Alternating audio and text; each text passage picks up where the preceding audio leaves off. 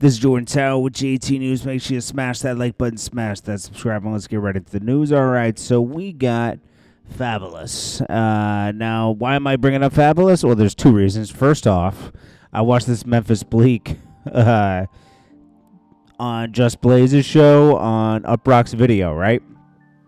And he's talking about, I didn't know we were going to have this kind of impact and everything. You didn't. Jay-Z did. Jay-Z had the impact, my G. You were the laziest artist on Rockefeller. The major impactful records we got from Memphis Bleek were mostly with Jay-Z. He got a few with one by himself, or one or two. One was Round Here. I love that song. But like to me, Memphis Bleek was a letdown because I remember buying his albums when I was a kid. 98, I think. And you know, back then you just bought the album and listened to it, right?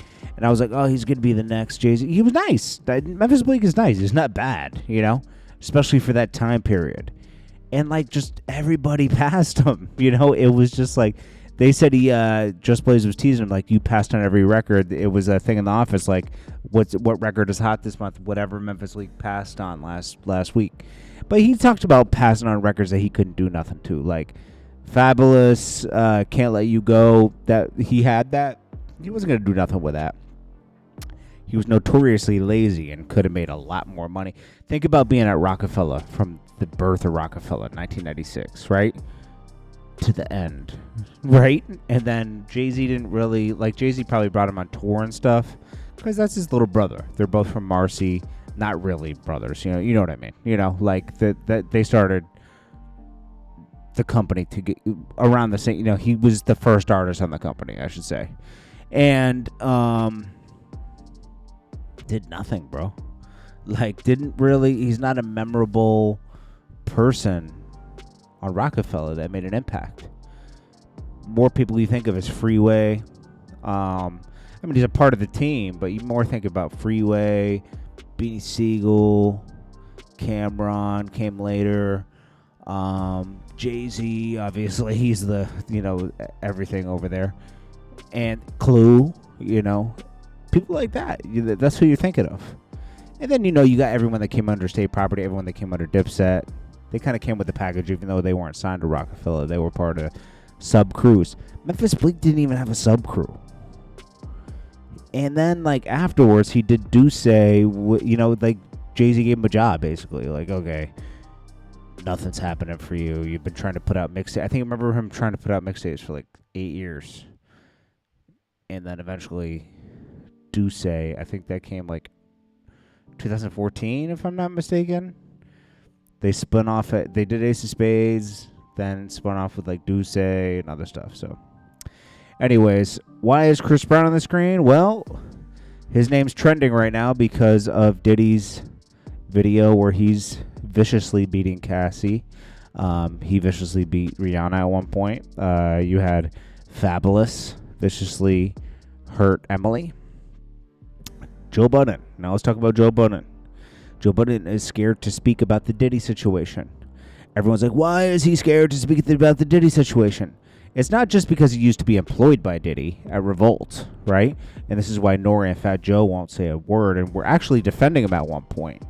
Joe had to explain this to his audience today, but the real reason is because he's put paws on a female before and been arrested for it, okay? What, he's gonna, it's like, dude, how is he gonna criticize this? He never spoke about Fabulous. Envy never spoke about Fabulous because they were tied in with Fabulous, right? Plus, Joe Budden has his own issues, and Envy doesn't have his issues like that, but it's just, I don't know, man. So here we go. Let's talk about Joe Budden. Now, he tried to explain it away, but you really can't.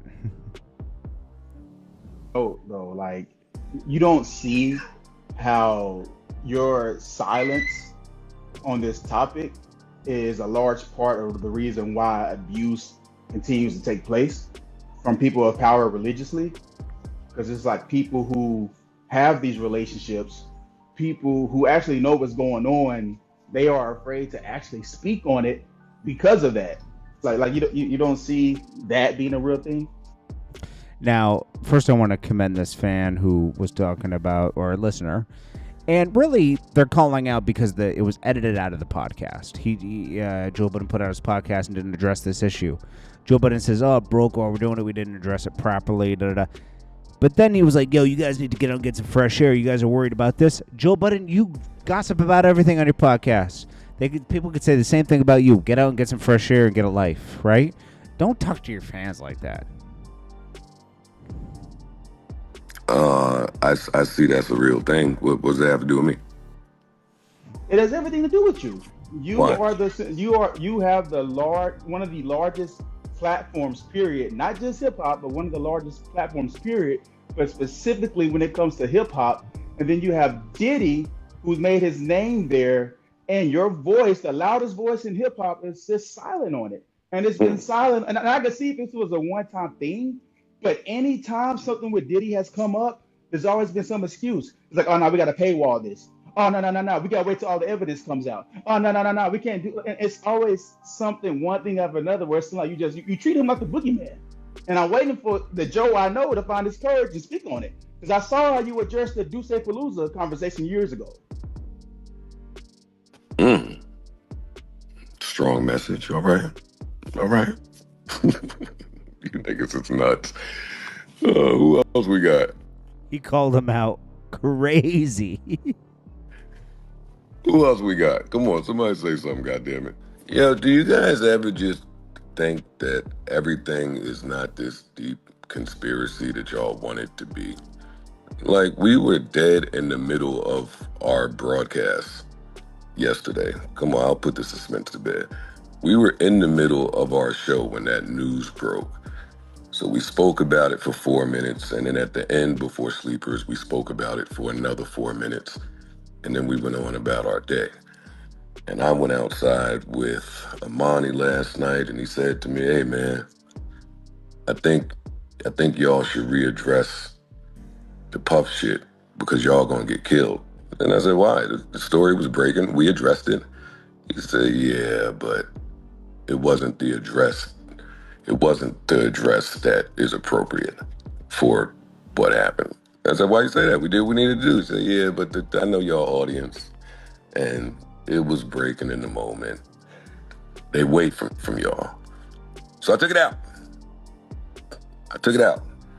Because it was insensitive for the moment. It was talking for 4 minutes about what happened, and then 3 minutes at the end is not the attention that the story needs, and it ain't the commentary that it needs. So I don't need to be the first one to run to something. We're gonna get to it on Wednesday.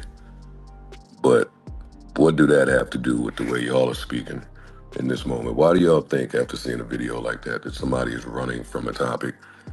Like I done told y'all the last time, I have absolutely zero ties with Diddy or anybody Diddy related outside of seeing his kids when I'm outside. Why do y'all think that somebody's scared to approach them? You niggas have been sounding stupid all morning long, and I didn't want it to continue all the way in the afternoon. So here we are. But some of y'all niggas, y'all are relating this stuff to like battle rap. Y'all talking about Drake. Like, what are y'all doing? Get a grip. Relax, go outside, kiss your family. Let me bring some more of these people up here. You niggas are fucking nuts. Joe Budden, you gotta stop, bro. Like, it's crazy. Just address it, man. You know, like, it's very simple, and you're avoiding it. You're clearly avoiding it. It's because of your own stuff. Cardi B says she shaped the female rap scene as it is now. She's right. You know, that'll ruffle some feathers, but it's true. Anyways, guys, I'm going to go to sleep. Check you guys in the morning. I appreciate you all. Smash that like button. Peace.